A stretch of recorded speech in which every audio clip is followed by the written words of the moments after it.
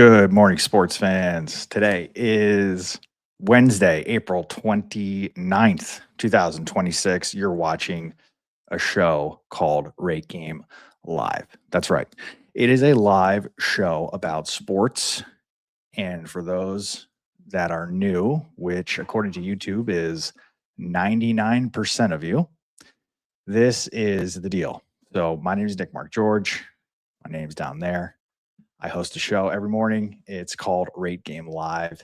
And the way that the show works and kind of what's so great about it, what's so unique about it is the fans, the users, the people on an app that I built with my wife, who's also my producer, who's sitting right there, are the ones that shape the show. So they rate sports games that they love to watch from their favorite teams, and then using the ratings and the reviews and kind of the stuff that goes into the game itself that might not show up on the box score.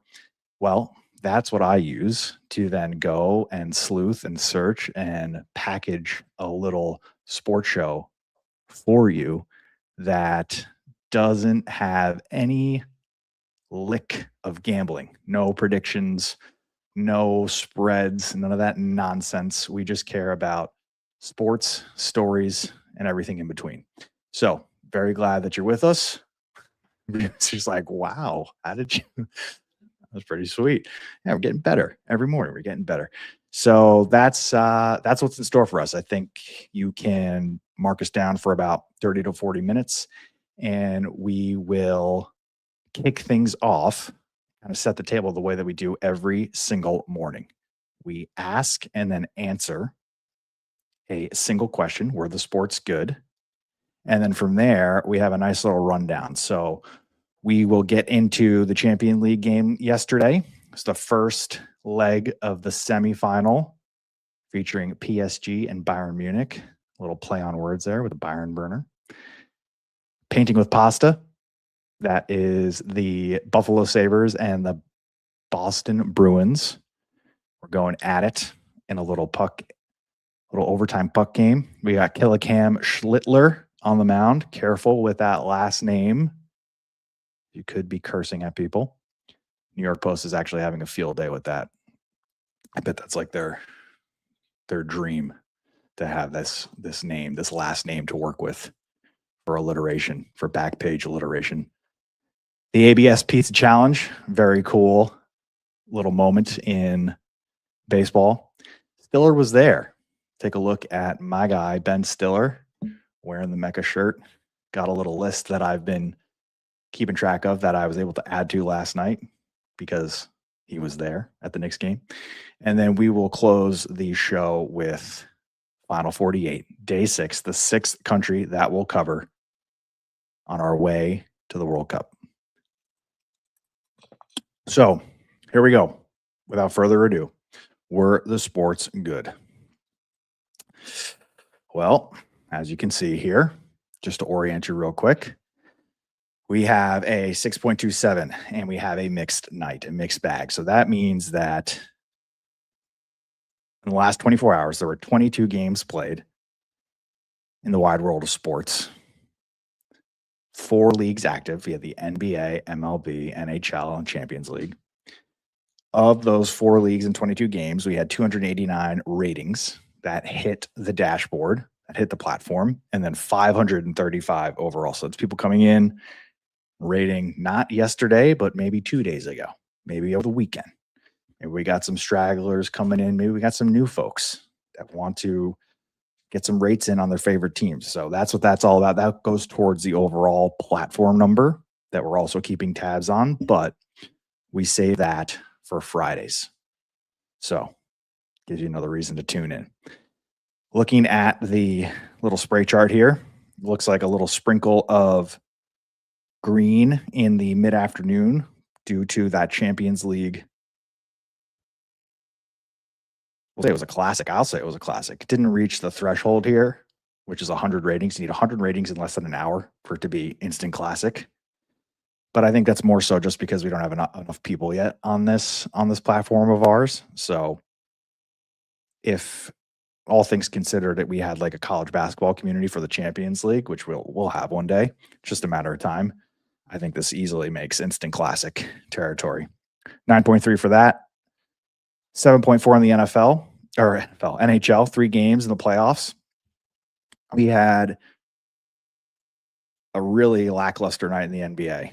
I think all games were pretty much, save for the Sixers and Celtics, who Sixers pulled off a pretty big upset there. I think the other 2 games were hat in hand from the jump. And then baseball, full slate, weighing us down 5-8-7. That's just what happens. You know the deal, Raise Up, dude. You know how it works. When we have 15 games or 16 games every single day, it is hard for every single one of those games to be at or above mediocrity. It's just the law of averages. It's science at that point. So that's the way that the day shaped up for us yesterday, Tuesday. And we'll do this every morning. That's how we kick things off. All right. So what do we got here? Byron Burner. Okay. Yeah. So yesterday, 3:00 Eastern, was the first leg of the. I just hit my teeth on the straw and glass. I don't know if you heard that. There was the first leg of the Champions League in the semifinals. So I'm kind of new to the whole Champions League playoff format. I got to say, I'm still coming around to it. I'm really not a fan of the fact that yesterday's game was, yes, a competition to see who won and lost, but I think more than that, it was like who could score more goals against the other team.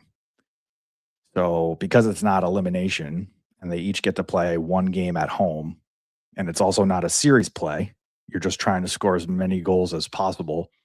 There wasn't a finality to it. So it kind of it carries over from this week to next week.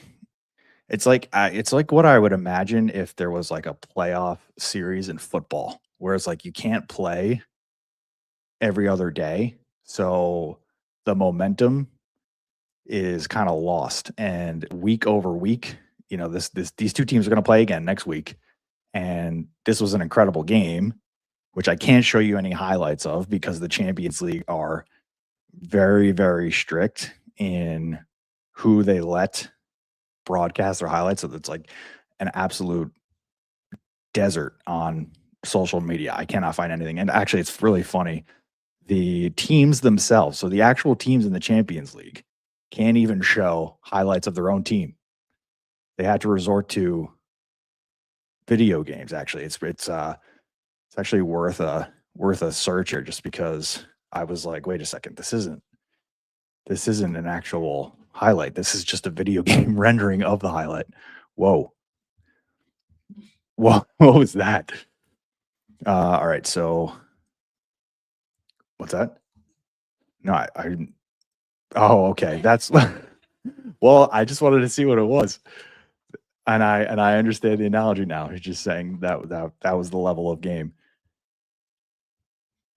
So they couldn't show a single highlight, but they could show the video game, which is yeah, so this isn't real. This is so funny. Look at this. This is how they can show the Paris Saint-Germain, the team who won, cannot show actual highlights of their own people. They just have to show like video game renderings of it. Go figure. So absolute chokehold on the highlights there. But this was a game for the ages. This is the highest rated Champions League game that we've had in our short Champions League history. 9-3. And Paris Saint-Germain has the aggregate lead. So they have a 1 goal. Like, this score could have been 2-1. The score could have been 1-0. The score could have been any 1 goal difference, and it would have been the same, just because on aggregate, all Bayern has to do to win this leg and go to the Champions League final is score 2 more goals than Paris Saint-Germain in this next game that they have. So I guess it makes for more drama. I guess. I don't know. We'll see. I'll certainly be paying much closer attention now because you can rate it. The second semifinal, by the way, is today at 3:00, and that's Arsenal and Atletico Madrid. Ganolis, who is a big Champions League raider, gives it a 10. Very rare. So you know it was quality. I mean, 9 goals is amazing. 9 goals is amazing. And the fact that they each get to play a home game, I think is cool.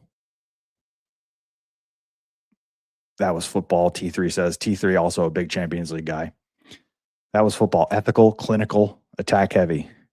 What the beautiful game was intended to be. This should be the final, no question. So T3 thinks that these two should be in the final, not the semifinal. Interesting.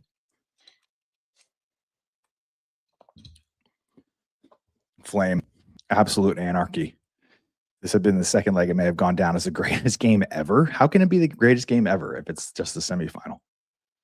Sadly, the knowledge of there being a second leg took away some of the urgency. Yeah, that's it. That's what this is. It's the urgency. It's the lack of finality. It's the fact that it's like, oh, dang, we didn't get him this time. But guess what? Like next week, we can just score more goals than we did this week, and we'll be fine. I think that's what it is for me, at least. Knowing that it's really just there's nobody that's like desperate yet. You have to wait to that next game.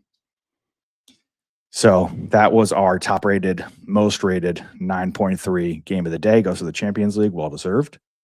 We have the second game of the first leg. Here we go again.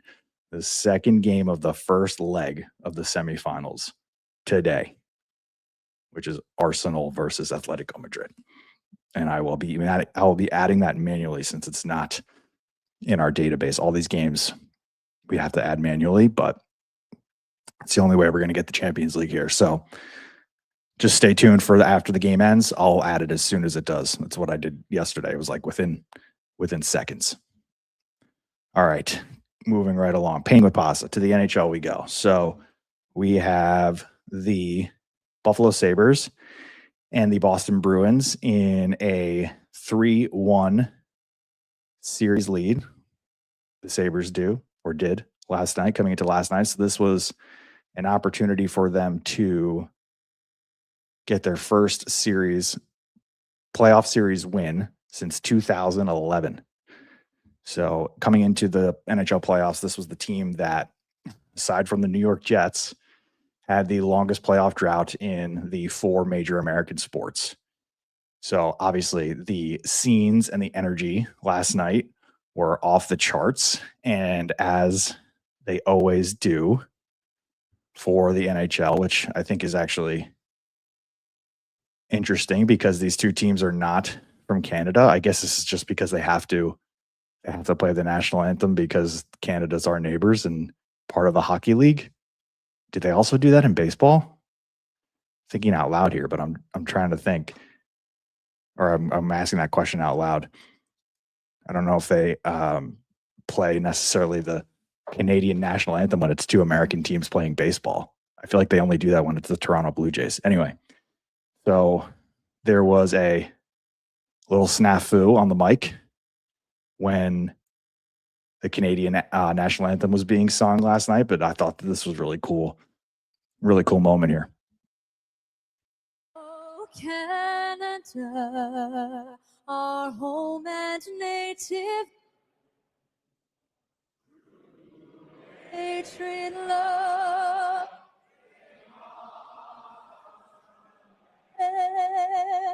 with glowing, you see, such a heart strong and from far and wide, okay, and on God.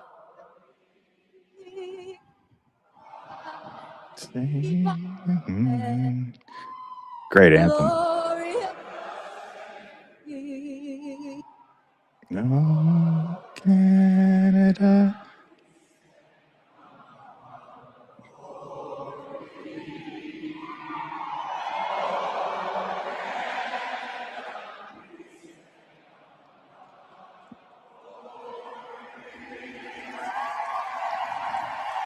Love to see that. You love when something goes wrong and the audience just immediately jumps in. It's like, we got you. We'll sing it with you.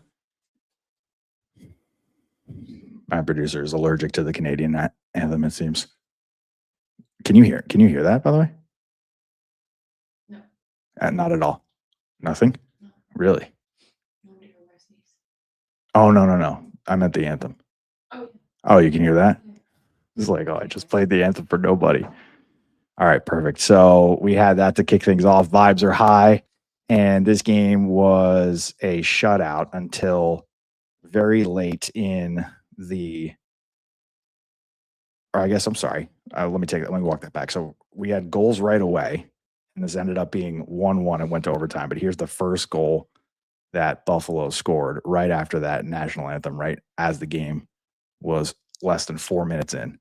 And if there's nothing there, shoot the puck, create that chaos. Thompson's in front, puck doesn't get there.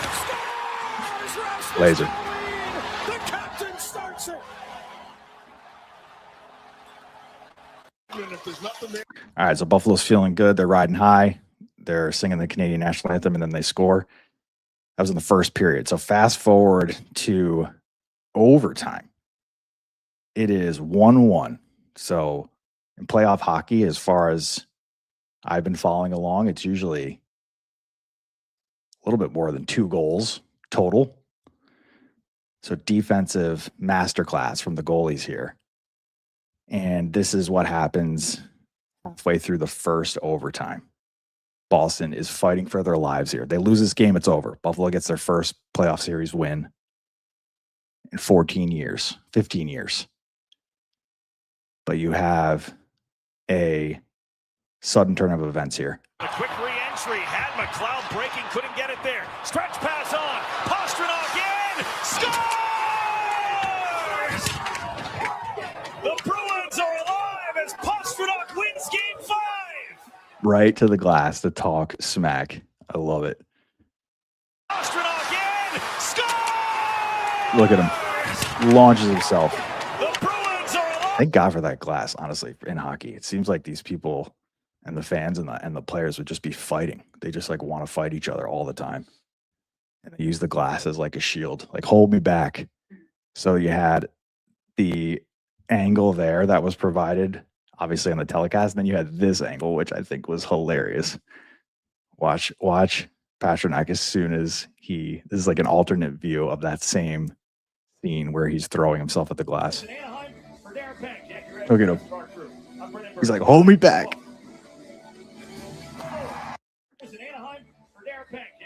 Double bird. This guy's giving the double bird there. Great sportsmanship. Pasternak's like, hold me back. He's like, yeah, you like that? Just good old-fashioned hockey. Just good old-fashioned hockey. So that goes back to Boston. Back to Boston for Game 6. What a move by Pastrnak. I think he's player of the game. He should be player of the game, but let's check just to make sure.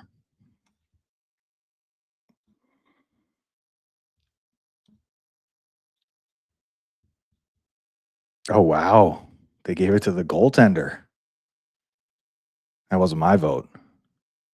Actually, and this was like the first playoff hockey that I've seen so far.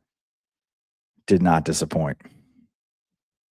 Jack Sauer loves it. Wow, give it a 10. That game has me stressing. I know what that's like. Bruins in 7. Okay. Let's see the breakdown here. Nice.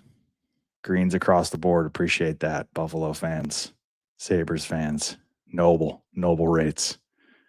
All right, so we got Game 6 back in Boston. I think they mentioned that's on Friday, so a couple days off, but that was just a masterpiece by Pastrnak with the deke and the shot, the game winner. All right, so moving right along, we have our friend from New York, Cam Schlittler, the young up-and-comer on the New York Yankees. He was on the mound last night facing Jason deGrom, the former, I call him Jason, Jacob deGrom, the former New York Met, the current Texas Ranger, who has battled back, I'd say, in the second act or third act of his career, and is now, I would say, somewhat returned to the Jacob deGrom that I grew up watching. Certainly with the Mets when he went back-to-back Cy Youngs. I don't think he'll ever be back there, but he is still Jacob deGrom, and Cam Schlittler is still just a kid, but he is quickly becoming a very, very almost must-see every time he gets on the mound. So this is going to be an overlay of his two pitches that he has in his arsenal that he uses sequentially to get guys to swing and miss. So this is an overlay. So it's going to look like you're seeing double. You're supposed to.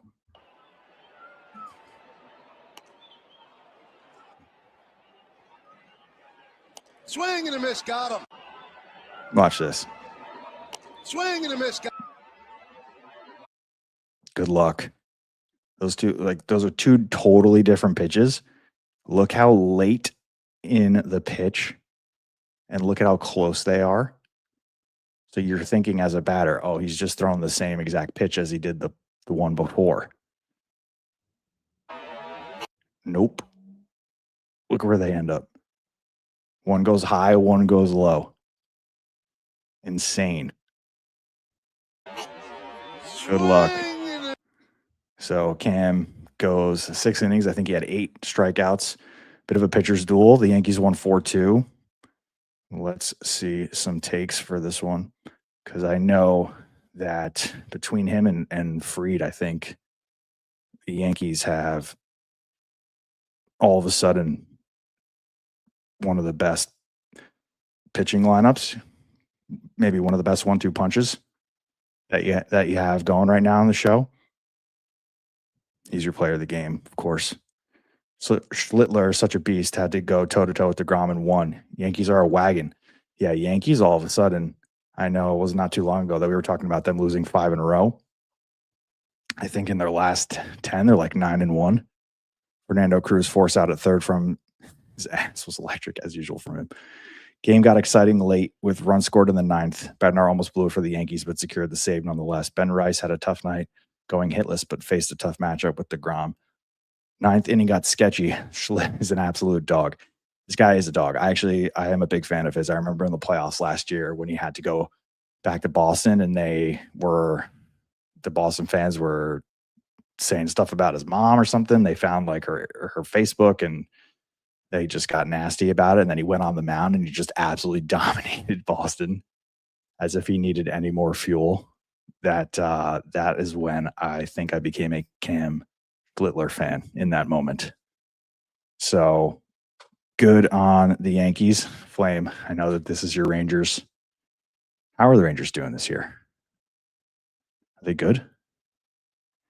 Rangers best continue to fail their pitching staff. Uh-oh. Jacob deGrom has been there before. Most notably in that Cy Young year when he had, I think, like a 9-8 record or something, and like a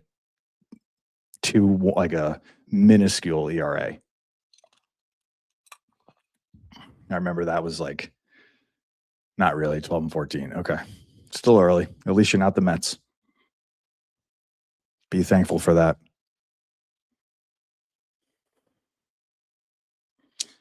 The Sabres are the only American team that plays the Canadian national anthem because of their proximity to Canada. Okay. Fair enough.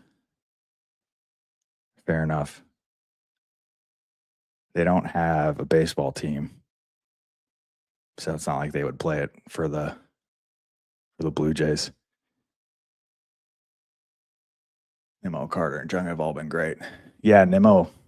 I'm interested to see if he can keep it up as a former Met. I know what he's capable of, and I also know when he slumps very hard.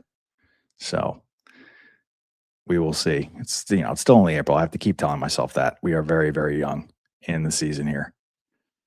All right, so baseball has always given us just incredible moments, incredible stories, and fun little challenges. So in the basketball world, there's usually a giveaway or a contest or a promotion for home teams in the arena. And it always has to do with the opposition missing free throws. So I think whenever a opponent comes to town and they are bricking their foul shots, I think you have to miss 2 in a row. If you miss like 2 in a row at some arenas, you get free something like chicken fingers, Taco Bell, whatever the case may be. Whoever's sponsoring the contest, that's whoever, that's where you're going to be eating. That's the food, that's the prize that you get. Baseball now, with the advent and the installation of the automatic balls and strike system, the Reds at least have done something similar. So they've kind of taken this and they have installed a challenge where if the team, a home team, the Reds, strike out over the course of a game, so it can be as many pitchers as needed, but it has to be within a 9-inning game. If they strike out 11 people, then anybody who attends the game, I think with like a redeemable coupon, you get a free pizza. So they're calling this the ABS Pizza Challenge. So last night, it was the 9th inning, and there were 10 strikeouts. The Reds had achieved 10 total strikeouts, and this was the 9th inning.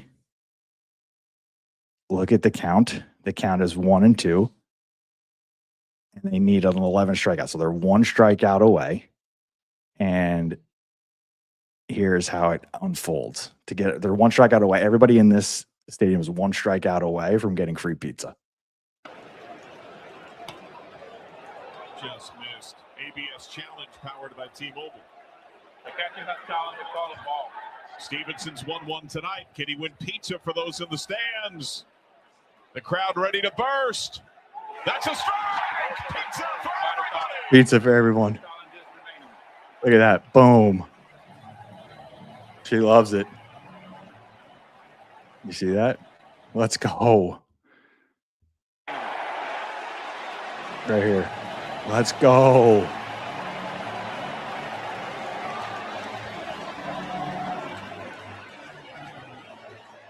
So everyone's getting pizza. Great moment. That's how you incorporate the ABS challenge into your in-stadium experience. Good on the Reds for that.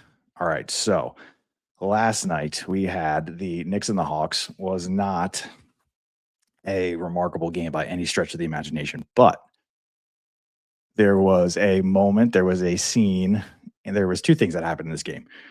First, Stiller was there, Ben Stiller was there, and I will show you what I mean by that. But I think first and foremost, we should take a look at the Kuminga dunk.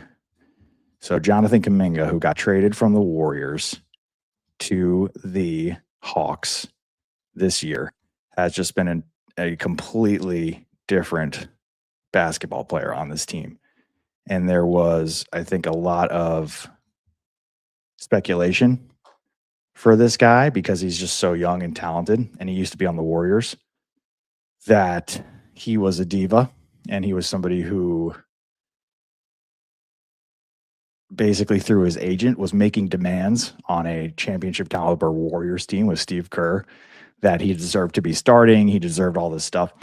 At least that's what we were made to believe from Steve Kerr. Steve Kerr was telling us, like, this guy's a diva. He's saying all this stuff. He wants to start. He wants to do this. This is how many minutes he wants to play. And that's just not going to jive with Draymond Green and Steph Curry and, the other veterans who have earned their spot on this team.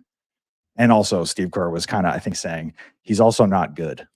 So anyway, I think joke's on Steve Kerr, because it turns out Kaminga is amazing. Jonathan Kaminga is very talented. And as soon as he got to the Hawks, that was evident. He's a huge reason why they're even in the playoffs and playing as well as they are. And he's also super young. I think he's got insane ceiling. Speaking of ceiling, so this is Jonathan Kuminga last night at the Garden. This is the live real-time play of his dunk. The comfortable victory in Atlanta. Double on Johnson. Hits it. Oh, Kaminga! Oh my God. Ooh, wow. One more time in real time. Victory in Atlanta. The double on Johnson. Hits it. Oh, Kaminga! So I didn't realize like how high this guy went. You got to see it in slow-mo. It's like he gets to another level. It's like he's going up in the elevator and he just pushed like the next button. Look at this thing. Oh my goodness. Somebody's got to queue up the R. Kelly. What's the R. Kelly song? I Can Fly. Wow. I believe I can fly. Boom. Right there. Believe I can touch the sky. Right there. It's like a perfect montage. Think about it every night and day. Spread my wings and fly away.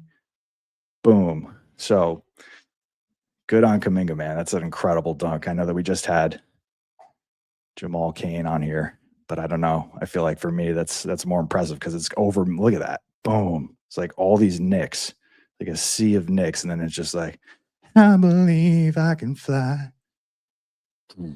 I believe. It's like the montage is right there. All right. So also at this game was one of the most wholesome little like 14-second B-roll that I've seen in a minute. So Mike Tirico, who is like a national treasure to me. The guy is master of craft. They, had him at one point calling, I think it was NFL playoffs or something, and then they like transported him to Cortina, Italy for the gold medal game. And then he like pulled off, when the US won the gold medal, he had that incredible closing line where, he's basically imploring and planting the seed to the next generation of American Olympians. It's like just incredible stuff from Mike Tirico off the cuff. So last night he's calling the game and they had this little, celebrity row in New York, which is where the Stiller was there comes from. I'll pivot to that in a second, but basically going down the line because it's a blowout. They're saying like, oh, you never know who you're going to see at the Mecca, the world's most famous arena. And it happens to be a lineup of all these celebrities in a row. You got Ben Stiller, you got, Tracy Morgan, you got Tina Fey, Timothy Chalamet, and gosh, I'm blanking. What's her name? Kylie. Sorry, Kylie.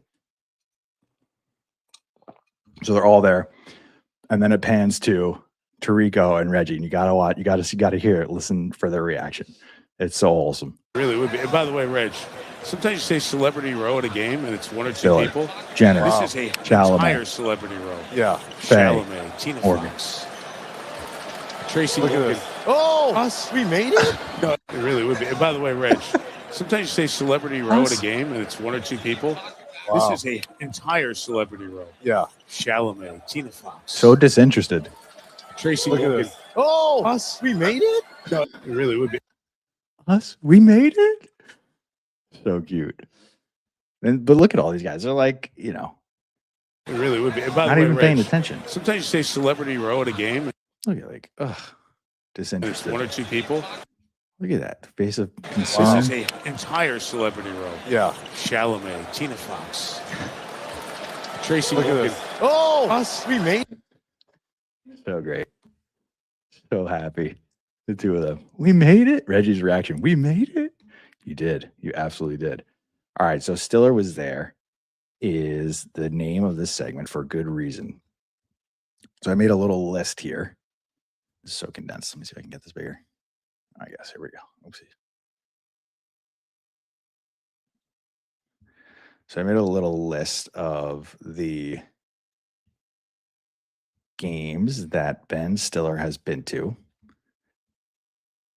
since Rate Game started, and I've been keeping track of his record. So last night he was there, and he is now in the playoffs for this year. I think he's 2-0, and then overall he's 3-5. So last year when I made this list, the Knicks, the games that he went on the road for a couple games in Detroit. I'm sorry, not in Detroit, in Indiana, I think, with Chalamet.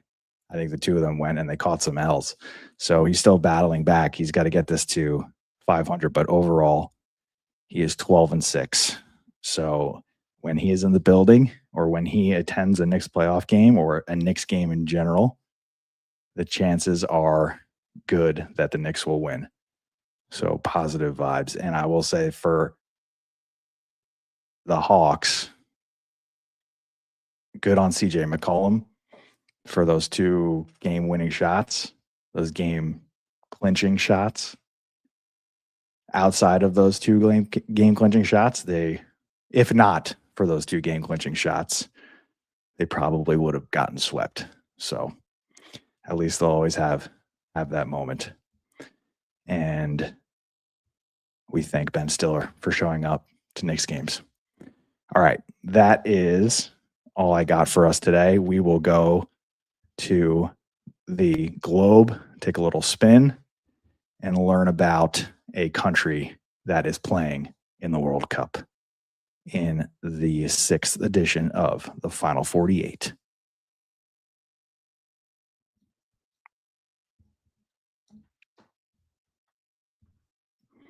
Now I got that R. Kelly song stuck in my head.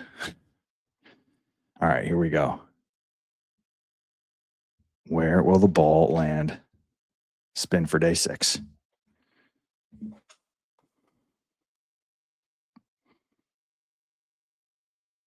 Oh, wow. Spain. 17 World Cup appearances. They are a beast. They've won the whole dang thing.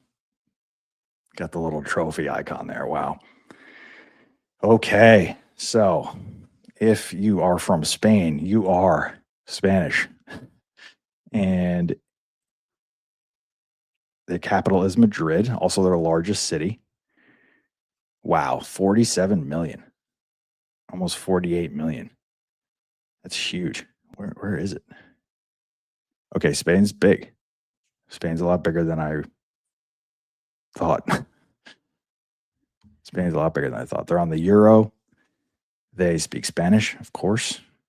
Oh, here we go with that parliamentary constitutional monarchy. So that seems to be a thing over in Europe where they think they have, they have government that is elected, and then they also have parliament or monarchy, king, queen, what have you. All right, so for their topography, Meseta Plateau, Pyrenees, I believe those are mountains, Sierra Nevada, Mediterranean and Atlantic coasts. And then for major tourism or major industries, they have tourism, automotive, renewable energy, fashion, and agriculture. Their main exports, cars, refined petroleum, machinery, pharmaceuticals. Main imports, crude oil, cars, gas, pharmaceuticals. Okay, so for the flag breakdown, we have the red bands, which represent historic banners of the Crown of Aragon. What? Sounds like a character from Lord of the Rings. The yellow band, which is the Union of Castile and Aragon. Who is this Aragon character? Coat of arms, Shields of Castile, Leon, Aragon, Navarre, and Granada, flanked by the Pillars of Hercules, bearing the plus ultra, further beyond. Wow. Who is Aragon?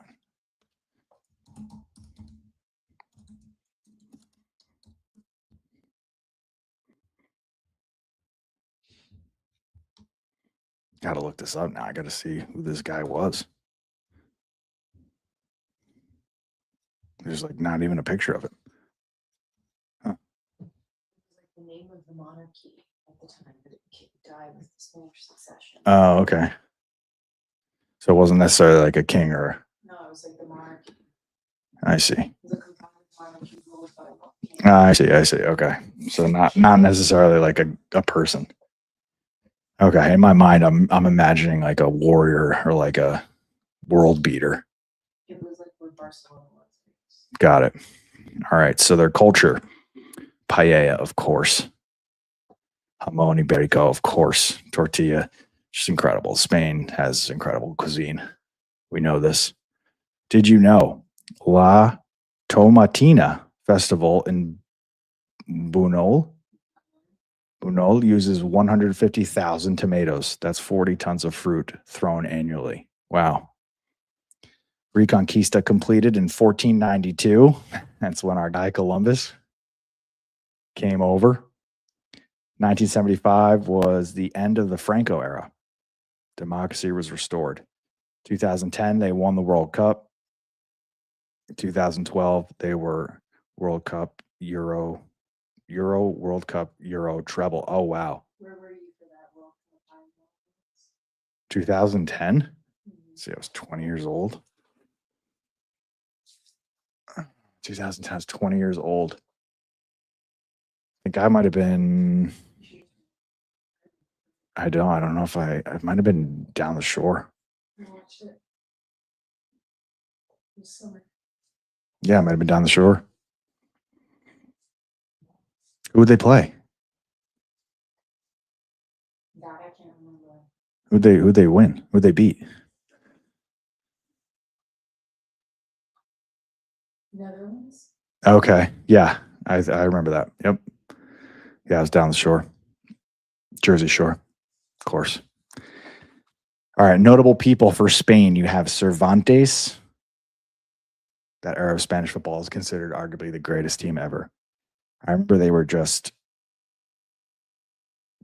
I think, very good at passing, is what I remember from that team. Correct me if I'm wrong. All right. So notable people from Spain. You have Cervantes. Wow. Look at these 3-1 namers. Cervantes, Picasso, and Gaudi. And then Rafa.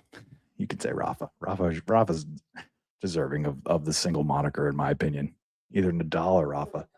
What did Cervantes write? Cervantes wrote Don Quixote.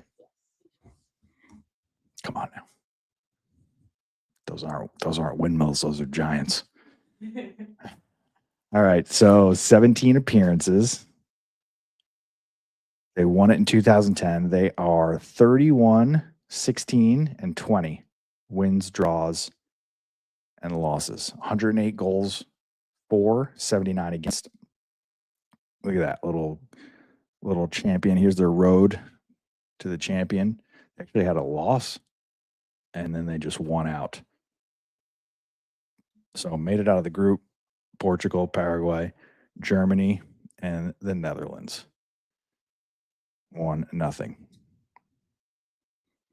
Okay, so based on Flame's feedback yesterday, I had a little talk with Claude, and I was like, basically, did you just like make up the path to qualification? And Claude's like, yeah, sorry. So we scrapped that, and we are now just going to do a time interval, meaning like when did they, out of all the countries to qualify, which number were they in terms of 1 to 48? Because the hosts got auto bids. So America, Mexico, and Canada don't have a qualification story to tell. They were locked and loaded from the jump just by being the host nation. So Spain was the 41st team to confirm a place. They were the group winner from UEFA. They won Group E. And I think going forward, we'll just see the little lineup here in the time. So back in November is when they secured their spot, November 18th, 2025. Here's their group. Oh, that's right. We had Uruguay already. Wow, so we have two countries from this group already. Spain and Uruguay. I think these are the two that are going to make it out. And they are the one that's the very first game, Spain and Uruguay. So I think we'll see right away who the stronger of the two countries is. Their roster. Oh, my God. gosh. Okay, folks. So here's my prediction. This young man right here, Lamine Yamal, is going to burst on the scene this summer. I'm talking like Lionel Messi levels of recognition and superstardom. He's that good. He's that good. I think this might be Spain's year, actually, now that I think about it. I think Spain might take the whole dang thing on the back of this guy. He's that good. He's that good.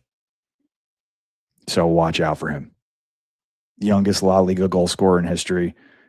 Already has the 2024 Euro winner.